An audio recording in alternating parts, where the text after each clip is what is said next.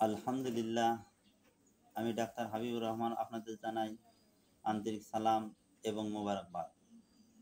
আমাদের আজকের আলোচনা আছে তুলসী পাতা খেলে কি উপকার হয়। তুলসী পাতা এমন একটি ভেষজ পদার্থ যাহা খেলে শরীরকে নিরোগ রাখে।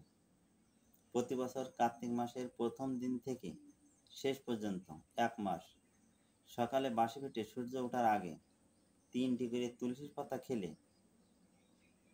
1 বছর ছোট বড় রোগ থেকে মুক্ত থাকা যায়। তাছাড়া যাহাদের দাঁতের সমস্যা আছে তাহারা ভাত খাওয়ার পর 3টি করে তুলসী পাতা চিবালে দাঁতের সমস্ত সমস্যা দূর হয়। এভাবে তুলসী পাতার ব্যবহারে আপনি সম্পূর্ণ সুস্থ থাকবেন ইনশাআল্লাহ। আশা করি ভিডিওটা শেয়ার এবং সাবস্ক্রাইব করবেন। আমিন।